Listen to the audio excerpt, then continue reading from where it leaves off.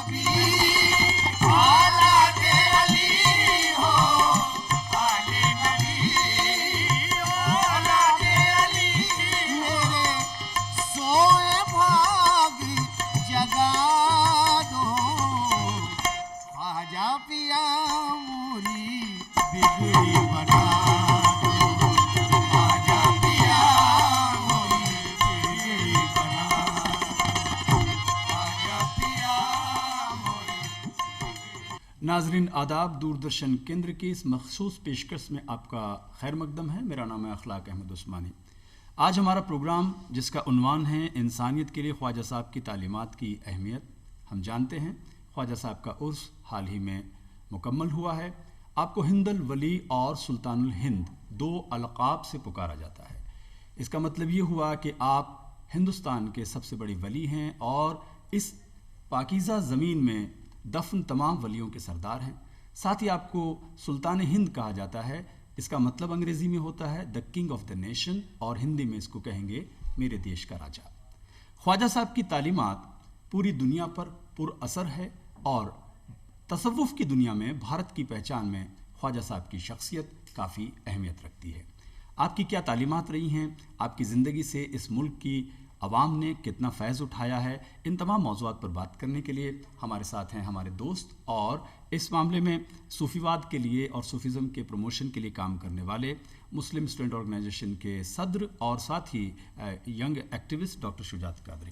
मैं बहुत वेलकम करता हूं डॉक्टर साहब आपका, और हम सभी मुद्दों पे बातचीत करेंगे। बहुत शुक्रिया आपका, आपने वक्त निकाला। सबसे पहले तो ये कि भारत, मुझे ऐसा लगता है कि अब सूफ़ीज़म में लीड कर रहा है, क्योंकि आप देखते हैं कि सूफ़ीज़म का जो सबसे बड़ा गहवारा माना जाता रहा है इराक़, वो किस क्राइसिस से गुजरा है जब से इराक़ अमेरिका जंग हुई है और वहाँ ISIS का जो उभार रहा है।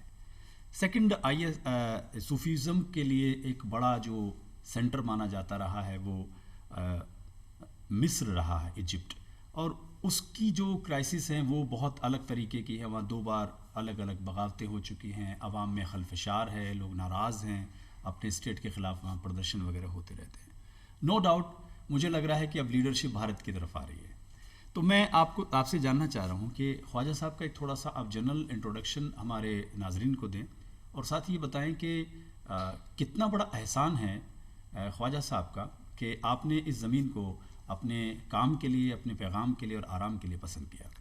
बहुत बहुत शुक्रिया आपका कि आपने एक अच्छा मौजू पर डिस्कशन रखा है। देखिए, जहाँ तक ख्वाजा साहब का मुख्तसर तारुफ है, आप 530 हिजरी में खुरासान जो प्रोविंस है, प्रांत है, वहाँ पैदा हुए, और आपका जो सिलसिले नसब है वो सूफ़ी और जो एक विलायत का सिलसिला है उससे होते हुए हज़रत मूसा काज़िम, और जो आगे जा कर के मौलाए कायनात से मिल जाता है। और ये जो तसव्वुफ़ का सिलसिला है, इस्लाम में जो मिस्टिज़म का जो सिलसिला है, ये मौलाए कायनात से शुरू होता है। तो आप वालिद की तरफ से यानी फ़ादर की तरफ से और मदर की तरफ से, दोनों तरफ से आपका सिलसिला नसब जो है वो मौलाए कायनात से मिल जाता है। ये एक आपका मुख्तसर तारुफ है। और हिंदुस्तान जब आप तशरीफ़ लाए तो जो आपने बात कही कि आज हिंदुस्तान पूरी दुनिया को लीड कर सकता है या लीड करने जा रहा है, आपकी बात से बिल्कुल सहमत हूँ मैं। इसकी 2 वजह हैं, और ये जो 2 वजह मैं बयान करने जा रहा हूँ, ये वजह हमारी या किसी की बनाई हुई नहीं है, बल्कि इस्लाम के जो फाउंडर हैं प्रॉफिट मोहम्मद, उनकी वजह से मैं बता रहा हूँ कि किस तरीके से हिंदुस्तान तसव्वुफ़ में, सूफ़िज़म में या इस्लाम को लीड करेगा। पहली हदीस हुज़ूर पाक की फरमाई है, उन्होंने कहा कि हिंदुस्तान से मुझे वफ़ा की खुशबू आती है, मेरे अरब को आई ठंडी हवा जहाँ से। ये अल्लामा इकबाल ने अपने शेर में पेश किया है उसको, मेरा वतन वही है, मेरा वतन वही है, मेरा वतन वही है। तो जाहिर सी बात है कि 1400 साल पहले इस्लाम के फाउंडर प्रॉफिट मोहम्मद ने कह दिया था कि इस हिंदुस्तान की सरजमीन से मुझे वफ़ा की खुशबू आ रही है। तो ये जाहिर सी बात है, वो तो सर्वज्ञाता हैं, और जो होने वाला है उनको इल्म गैब अल्लाह ने अता किया, तो जो होने वाला है उसका भी उनको पता था। तो उन्हें पता था कि ये अरब वर्ल्ड, मिडिल ईस्ट या जो इस्लामिक वर्ल्ड है वो क्राइसिस से गुजरेंगे। तो उन्हें जो एक रोशनी नज़र आई वो हिंदुस्तान से नज़र आई। तो मैं समझता हूँ वो जो बात उस वक्त कही थी वो आज के परिप्रेक्ष्य में बिल्कुल सही बैठ रही है। दूसरी, ख्वाजा साहब जब भारत तशरीफ़ लाए तो यहाँ ऐसा नहीं हुआ कि आपने इस धरती को चुना हो, बल्कि जब आपको यहाँ आना हुआ तो आप सबसे पहले मक्का गए, मक्का में हज किया, हज करने के बाद मदीना गए, और जब मदीना आपने प्रॉफिट मोहम्मद सल्लल्लाहु तबारक व तआला अलैहि वसल्लम के रोज़े पर हाज़िरी दी, और फिर वहाँ से आपको खुद हुजूर पाक ने हिंदुस्तान अता किया और बाकायदा एक मैप आपके ख्वाब में दिखा दिया गया कि आप अजमेर ही जाइए। क्या बात है। तो ये दो चीज़ें जो हिस्टोरिकल हैं और फैक्ट पर आधारित हैं, वो चीज़ें मैंने आपके सामने रखी हैं। और मुझे लगता है कि इस वक्त जो आपने बताया कि इराक तबाह हो गया है, सीरिया और फिर मिस्र, ये जो दो मुल्क हैं जो तसव्वुफ का गहवारा समझे जाते थे, वहाँ पे ये चीज़ें ख़त्म हो गई हैं। तो अब इंडिया लीड कर सकता है और लीड कर रहा है, और ये जो क्राइसिस है पूरे दुनिया के अंदर, मुझे लगता है कि यहीं से कोई शम्मा उठेगी और वो पूरी दुनिया में आएगी और इस्लाम को एक नया पहचान देगी, जो भाईचारा पर आधारित होगा, जो उखुवत यानी इक्वलिटी पर होगा और ब्रदरहुड पर होगा, ना कि ये जो ISIS या अलकायदा, ये इसके ज़रिए जो इस्लाम पेश किया जा रहा है। ख्वाजा साहब के हवाले से भारत को जो एक बड़ा जो तोहफा मिला, वो निसंदेह आपने जैसा कहा कि भाईचारे का है। एक इस रेफरेंस देते हुए शुजा साहब आपसे मेरा सवाल है कि जिसको हिंदी भगवा रंग कहती है, उसको रंगे चिश्त कहा जाता है फ़ारसी और उर्दू में। ये रेफरेंस ऑफ सेफ्रॉन कलर क्या है, ये भगवे रंग की कहानी क्या है, थोड़ा इसको बताइए। देखिए, जब ख्वाजा साहब हिंदुस्तान तशरीफ़ लाए तो जाहिर सी बात है यहाँ इस्लाम तो था नहीं। ऐसे माहौल में तनो तनहा ख्वाजा साहब आए, अपने साथ ना कोई तलवार लाए ना कोई लश्कर लेके आए। तो ये उनका एक डेडिकेशन और उनकी एक कोई विचारधारा थी ना जिसको लेकर आए। तो उन्होंने देखा कि यहाँ का कल्चर, यहाँ का जो सोसाइटी है, तो उन्होंने दो चीज़ें अपने साथ लिया। एक तो यहाँ भजन और कीर्तन बहुत आम था, तो उस भजन और कीर्तन के ज़रिए यहाँ की जो शिक्षाएं थी उसको लोग आम करते थे। तो आपने उस चीज़ को एज इट इज़ कॉपी कर लिया और कव्वाली की शक्ल में जो आज हम आप देखते हैं। दूसरा, हिंदू और हिंदुस्तान के रिवाज में जो सैफ्रॉन कलर है, उसका एक त्याग की, उसकी एक भावना समझी जाती है और उसको बड़ा मुकद्दस माना जाता था। तो ख्वाजा साहब ने उसको धारण किया ताकि लोगों को ये ना लगे कि मैं कोई बाहरी हूँ या कोई अलग हूँ, अलग देश से आया हूँ या कोई अलग हूँ। लोगों को ये बताया कि जो तुम हो, जो तुम्हारे अंदर दिल धड़कता है, वही मेरे अंदर भी दिल धड़कता है। एक ही खून है, जो आपका खून है वही हमारा खून है। और फिर उसका असर ये हुआ कि आप देखिए कि चंद सालों की मेहनत, अच्छा आपने कोई बाकायदा कोई अभियान नहीं चलाया जैसा आज चंद जमातें इस्लाम, हाँ, वो मिशनरीज वो अभियान चला के कन्वर्जन करती हैं। आपने कोई जमात, कोई कन्वर्जन का वो नहीं किया।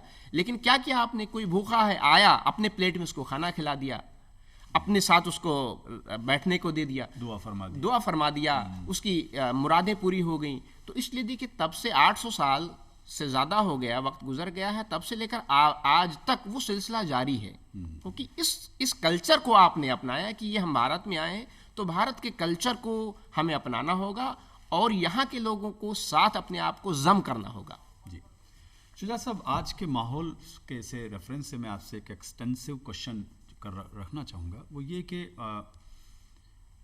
जबकि दुनिया, ख़ास तौर से इस्लामिक वर्ल्ड की हम ज़्यादा बात करेंगे, कि वो कई तरह के प्रयोग करके लौट गए और अब उन्हें लग रहा है कि शायद हमारा जो इस्लामिक सूफिज़म का वैल्यू कल्चर सिस्टम था वो ज़्यादा बेहतर था। लेकिन भारत तो उस गली गया ही नहीं। और कई लोगों ने बहुत कोशिशें भी की यहाँ पे।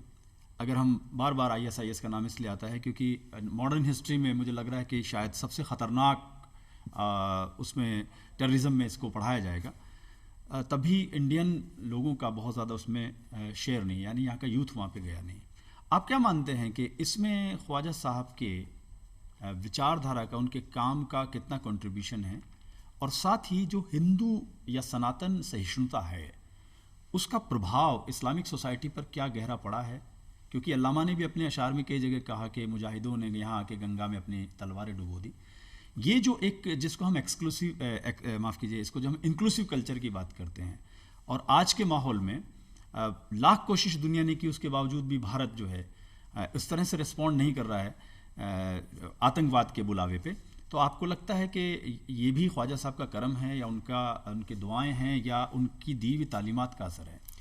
देखिए, बिल्कुल आपकी बात है, और मैं एक एग्जाम्पल आपको देता हूँ कि देखिए, भारत एक बहुत बड़ा देश है, और भारत में जो इस्लाम है वो पूरे इंडिया का इस्लाम जो है वो सूफ़ी पर आधारित है, सूफिज़म पर आधारित है। यहाँ का जो इस्लाम का कल्चर है वो तसव्वुफ पर आधारित है। शिया भी ये कहते हैं, शिया भी कहते हैं हम भी सूफी हैं। हाँ, एक्सेप्ट केरला और थोड़ा सा पार्ट जो है वो कर्नाटका का, ठीक है, कश्मीर नहीं, कश्मीर नहीं, कश्मीर सूफिज्म पर आधारित। अभी मैं बता रहा हूँ, आपकी बात लाऊंगा वहाँ पे।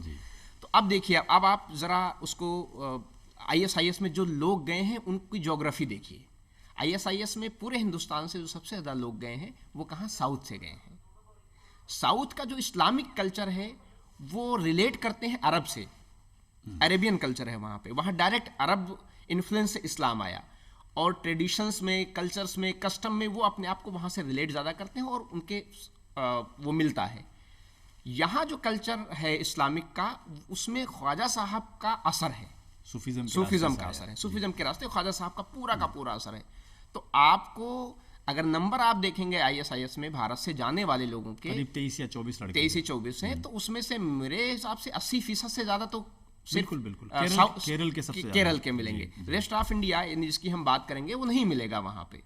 तो ये बिल्कुल ताज़ा एग्जाम्पल है हमारे सामने कि किस तरीके से ख्वाजा साहब की शिक्षाओं ने कट्टरता के ऊपर अंकुश लगा रखा है। ISIS या इस जैसी जो विचारधारा वाली तंजीमें हैं, ऑटोमेटिक विचारधारा 800 साल पुरानी है, उसके लिए कोई अब ऐसा नहीं है कि बाकायदा एक मिशनरी वर्क चल रहा हो, लेकिन एक जो नस्लों से जो ट्रांसफ़र होती चीज़ें चली आ रही हैं ख्वाजा साहब से लेके अब तक, उसने ऑटोमेटिक एक सिस्टम में समा गई हैं और रोके हुए हैं। और जहाँ नहीं है उसका आपने देख लिया कि सबसे ज़्यादा वहाँ के लोग गए। अब कश्मीर की बात, कश्मीर में जब तक सूफी इन्फ्लुएंस था तब तक ना वहाँ कत्लो गारत था, ना गन कल्चर था और ना टेररिज्म था।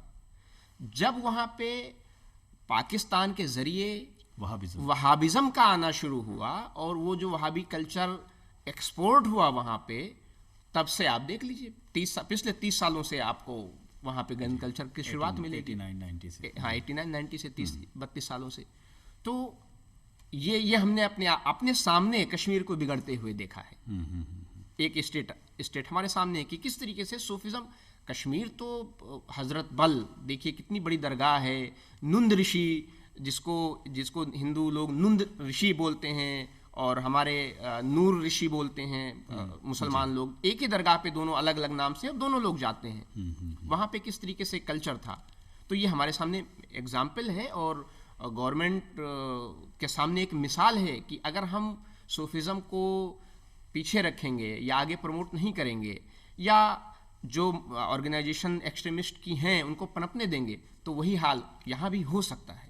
अच्छा शुजा साहब, चूँकि अंतर्राष्ट्रीय रेफरेंस में एक सवाल मैं हमारे पड़ोसियों के रेफरेंस में करूँगा कि पाकिस्तान ने सूफिज़म को तर्क करके अपने सिस्टम में वहाबिज़म लाए, अवाम उनकी सूफिज़म में रही, अभी भी वो जूझ रहा है वो देश, और हम देखते हैं कि वो GDP में उसका कहीं नाम नहीं है, ग्रोथ रेट उसकी कभी 1-2% से ऊपर नहीं रही है। बांग्लादेश जिसने सूफिज़म को अडॉप्ट किया, शेख हसीना जो कि वहाँ की प्राइम मिनिस्टर हैं, कोरोना में जब पूरी दुनिया की अर्थव्यवस्थाएं माइनस में चली गई, कोई 0 पे गया, कोई स्टैग्नेंट रहा, उसने तब भी 3% की ग्रोथ ली, अभी 10% की ग्रोथ रेट पे फिर आ गया है। बांग्लादेश तेज़ी से उभरती हुई GDP है। क्या इसका कोई रिलेशनशिप है कि अगर आप एक लिबरल और इंक्लूसिव सूफी कल्चर के साथ अगर एक इस्लामी देश आगे बढ़ना चाहे तो साथ में ग्रोथ भी आती है? क्या ऐसी कोई थ्योरी है जिसमें आप यकीन करते हैं? बिल्कुल थ्योरी है। देखिए, प्रोग्रेस के लिए सबसे पहली चीज़ ज़रूरी होती है वो पीस होती है। जहाँ शांति, सद्भावना, भाईचारा रहेगा, मुल्क तभी तो तरक्की कर पाएगा। जहाँ की सोसाइटी ही आपस में उलझी रहेगी, वहाँ इंटरनल कॉन्फ्लिक्ट्स रहेंगे, है ना। हर धर्म के लोग ये सोचेंगे कि हमारे धर्म का राष्ट्र बन जाए, है ना, दोनों धर्मों में जनरल सी बात है, तो वो फिर देश के लिए कहाँ काम करेंगे? वो तो अपने पर्सनल इंटरेस्ट के लिए काम करेंगे, वो अपने मजहब के लिए काम करेंगे, वो अपने मजहब के जो है वर्चस्व के लिए काम करेंगे। तो सोसाइटी अखाड़ा बन जाएगी, देश नहीं रहेगा, वो अखाड़ा हो जाएगा। तो बांग्लादेश ने, आपने बिल्कुल सही एग्जाम्पल दिया कि बांग्लादेश तरक्की कर रहा है, दूसरा पड़ोसी देश जो है वो किस तरीके से जूझ रहा है वो हमारे सामने है। तो उसने क्या किया, बांग्लादेश ने एक्सट्रीमिज्म पे काबू किया, जमात इस्लामी को बैन किया, वहाँ की स्टूडेंट जो ऑर्गेनाइजेशन थी छात्र शिविर उसको बैन किया और उसको हद में रखा, और इसके मुकाबले में जो सूफियों की ऑर्गेनाइजेशन थी, इस्लामी छात्र सेना ऑर्गेनाइजेशन की स्टूडेंट विंग है, अहले सुन्नत वल जमात उनकी ऑर्गेनाइजेशन है, उनको पैरेलल लेके आए। तो भारत अगर सीखना चाहे तो एक बेहतरीन एग्जाम्पल है, सीख सकता है। दोनों मुल्क उसके सामने हैं, पड़ोसी पूरब में भी है और हमारा पश्चिम में भी है, और हमारे ताल्लुकात भी बांग्लादेश से बेहतर है, अच्छे ताल्लुकात हैं ऐतिहासिक। तो एक एक्सचेंज कर सकता है कि जो प्रयोग वहाँ पे किया उन्होंने वो यहाँ पे करे, और करे क्या, बल्कि यहाँ तो मौजूद हैं, बस उनको उभारने की ज़रूरत है। आपके कहने का मतलब ये है कि सिस्टम का कोलैबोरेशन चाहिए उसमें। जी शुजा साहब, एक इम्पॉर्टेंट चीज़ आती है कि ऐसा माना जाता है कि इस्लाम, ऐसा इल्ज़ाम है, ये मेरा स्टेटमेंट ना माना जाए इसको, कि इस्लाम में वुमन जो है उसका रोल कोई बहुत प्रोमिनेंट नहीं माना गया, या उसको मतलब उसको सेकंड सिटीज़न टाइप का कुछ ऐसा दिया गया, ये इल्ज़ाम है। क्या ख्वाजा साहब की शिक्षाओं से सूफिज़म के और इस्लाम के पूरे मॉडल में, चूँकि उनके उर्स के हवाले से है, तो आपने औरतों को लेकर काफ़ी गाइडलाइंस दी हैं, आप मानते हैं कि वुमन एंड सूफिज़म, इसका जो रिलेशनशिप है, इसमें ख्वाजा साहब का कंट्रीब्यूशन बेमिसाल है? बिल्कुल, देखिए सूफिज़म में तो वैसे भी किसी आधार पर भेदभाव होता नहीं, ना लिंग पर, ना जात पर, ना धर्म पर भेदभाव होता भी नहीं है। और आपको पता होगा कि हमारे यहाँ जो कलंदरी सिलसिला है, वैसे सिलसिला कोई नहीं है, एक ये स्टेज है, और उसमें एक बड़ा नाम है राबिया बसरिया का, जिसको बड़े सूफिज़म में, तसव्वुफ में बड़े अदब से नाम लेते हैं, हज़रत राबिया बसरिया का। वो कौन थी? वो एक वुमेन थी, और उन्हीं की वजह से मतलब उनको आधा कलंदर कहा जाता है। तो उन्होंने तसव्वुफ में और इतना कमाल हासिल किया कि आज वुमेन के लिए वो एक रोल मॉडल है इस्लाम में। दर पे तुम्हारे आऊं, बन के तुम्हारी जोगन ख्वाजा, दिल की मुरादें पाऊं, दिल की मुरादें पाऊं। मोरी थामुल नाजुक भैया, मोरी थामुल नाजुक भैया, मैं तुम पे वारी जाऊं, तेरी जोगन आई, तेरी जोगन आई, तेरी जोगन आई। ये तो एक सूफिज़म के हवाले से। दूसरा, खुद हुजूर पाक ने अपने दौरे, जब तक आप इस दुनिया में बाहयात थे, ज़ाहिरी हयात थे, हयात में आपने वुमेन को आगे किया, है ना। और बल्कि एक जंग जो हुई, आपने जंग जुमल का वाक़या हमारे सामने है, उसमें प्रॉफिट मोहम्मद सल्लल्लाहु अलैहि वसल्लम की वाइफ हज़रत आयशा सिद्दीक़ा, वो ऊँट पे बैठ के उस वॉर को लीड कर रही थी, और ऊँट को अरबी में जुमल कहते हैं, इसलिए उस जंग का नाम ही जंग जुमल हो गया। तो इस्लामी मतलब वॉरियर्स भी रही हैं। असल में क्या है, दो चीज़ें हैं, एक होता है औरतों के अधिकार, और एक होता है कि औरतों के कर्तव्य। इस्लाम में औरतों के अधिकार बराबर हैं, है ना, उनकी रिस्पॉन्सिबिलिटी कम है, दो चीज़ें अलग अलग हैं। राइट्स इक्वल हैं, लेकिन उनके रिस्पॉन्सिबिलिटी, जिम्मेदारी कम दी गई है। जैसे एक बड़ा इंटरेस्टिंग, मैं कहीं सुन रहा था कि कहीं पर भी हदीस में आप ये रेफरेंस नहीं दिखा सकते कि एक मैरिड वुमन को, शादीशुदा औरत को घर का काम करना है। ये कल्चरल इश्यू हो सकता है, लेकिन उसको कहीं एक गाइडलाइन नहीं है कि तुम खाना बनाने के लिए मजबूर हो। हत्ता कि मैंने एक हदीस का और मफहूम पढ़ा था जिसमें ये कि औरत चाहे तो अपने शौहर से उसके बच्चे को दूध पिलाने का मुआवजा मांग सकती है। बिल्कुल, कि मुझे इसके अगेंस्ट में पैसा दो, तुम, मैं क्यों पिलाऊं तुम्हारे बच्चे को दूध। तो मुझे लग रहा है कि दो रेफरेंस ऐसे हैं जिससे ये, लेकिन हम जैसे भारत की बात करें तो जब ख्वाजा साहब आप यहाँ पे तशरीफ़ लाए हैं, तब भी कोई हम ये नहीं कह सकते कि बहुत बेहतर हालत में औरतों की स्थिति रही है। तो इंडियन वुमन को अपलिफ्टमेंट में कितना योगदान मानते हैं आप? उनका सूफिज़म का क्या रोल था? उनका एक ऐसा रोल है जो जिसको हम डिनाई नहीं कर सकते। आज भी आप देख लीजिए कि जो अजमेर की दरगाह है, वहाँ जाने वालों में, मन्नतें मांगने वालों में, मुरादें मांगने वालों में एक अच्छी खासी तादाद औरतों की है, और वो जाती हैं और उनकी मुरादें पूरी होती हैं। तो ये हमारे पास एक बेहतरीन ख्वाजा साहब की तालीमात का ही असर है कि वहाँ से मुरादें लेने औरतें जाती हैं और उनकी मुरादें पूरी होती हैं। तो ख्वाजा साहब ने अपनी ज़िंदगी में कभी ये डिफ्रेंशिएट नहीं किया कि औरतों का मकाम कम है या उनको नेगलेक्ट किया जाए। और इस्लाम भी यही औरतों को बराबरी का हक देता है, उनके अधिकार बल्कि ज़्यादा दिए हैं, उनके राइट्स ज़्यादा हैं। जी, एक ये बड़ी डिबेट है कि सूफिज़म भी एक कल्चर का नाम है, तो इसमें कितनी गुंजाइश है हुब्बुल वतनी की, राष्ट्र प्रेम की? तो सूफिज़म ये सिखाता है कि जिस मुल्क में हैं आप, जिस कल्चर में हैं, वो सोसाइटी आपकी अपनी है, यहाँ से आपको जाना नहीं है, बल्कि जो कल्चर है उसको अपना के और उसी में अपने आप को जो है वो समा देना है। तो हुब्बुल वतनी की, मुल्क से मोहब्बत की सूफिज़म में बड़ी गुंजाइश है, बल्कि उसकी पैदावार है जो हम देखते हैं कि आज कोई भी टेररिज्म की एक्टिविटी कहीं भी होती है, उसमें आपको कोई ऐसा लिंक नहीं मिलेगा जो कहीं सूफिज़म से रिलेट करता हो, उसका ताल्लुक़ कहीं तसव्वुफ़ से हो, किसी खानका से हो, किसी बुज़ुर्गों का मानने वाला हो, ऐसा मेरे ख्याल से माइनस में भी कहीं कोई गुंजाइश नहीं है। तो ये ख्वाजा साहब की और सूफियाए कराम की शिक्षाओं का ही असर है कि हमने किस तरीके से आतंकवाद पर अंकुश लगाया है, किस तरीके से कट्टरता पर अंकुश लगाया है और आपसी भाईचारे को कायम रखा है। जी, अब मैं थोड़ा सा इलाकाई बात करूँगा, चूँकि ये राजस्थान की ज़मीन है, हम भी राजस्थान के जाए जन्मे हैं। ये कितनी खुशनसीबी की बात है कि कोई अजमेर के कितना करीब रहता है। साथ ही क्या जब आप पूरे राजस्थान के कहीं दौरे पे होते हैं तो क्या आप महसूस करते हैं कि एक कोई फैज़े गरीब नवाज है जो आपके साथ साथ चल रहा है? क्योंकि बहुत सारे गहवारे आप यहाँ पे पाएंगे। मसलन आप नागौर जाएंगे तो सीरीज़ के साथ कई बुज़ुर्ग हैं जो आप आराम फरमा रहे हैं, आपका फैज़ मिल रहा है। टोंक में आपको ऐसा मिलेगा, इसके अलावा आपको जोधपुर में मिलेगा, बाड़मेर में मिलेगा। आपको लगता है कि राजस्थान एक बड़ा खुशनसीब ब्लेस्ड स्टेट है जिसमें ख्वाजा साहब ने आपने करम फरमाया, और जब भी महसूस करते हैं कभी आप यहाँ आते हैं तो क्या इस तरह की कोई फील? क्योंकि मुझे ऐसा लगता है। बिल्कुल, देखिए ये हम आज आप जो यहाँ बैठे हैं ख्वाजा साहब की निस्बत से हैं, तभी बैठे हैं हम यहाँ पे, और ये फैक्ट बात है कि ख्वाजा साहब की जो रूहानी फैज़ है वो पूरे राजस्थान के लोगों पे बिलखुसूस है, पूरे हिंदुस्तान पर है। और राजस्थान इसलिए और खुश नसीब है कि देखिए इतना यहाँ सब कुछ होने के बावजूद मुल्क का माहौल किधर जैसा है, लेकिन राजस्थान में कभी आपको कम्युनल फीलिंग नहीं नज़र आएगी, है ना। यहाँ आप कहीं भी जाके आप किसी गांव में निकल जाएं तो यहाँ के लोगों में कम्युनल फीलिंग नहीं नज़र आएगी। वो उसी मोहब्बत से बात करेंगे आपसे जिस मोहब्बत से वो दूसरे से मिलते हैं, किसी और से मिलते हैं। कोई भी हुकूमत आ जाए, पार्टी किसी भी पार्टी की आ जाए, लेकिन आप देखिए कि चादर सबकी पहुंचती है अजमेर शरीफ में, है ना। प्रधानमंत्री से लेकर के और विपक्ष और पक्ष सबकी चादरें वहां पहुंचती हैं।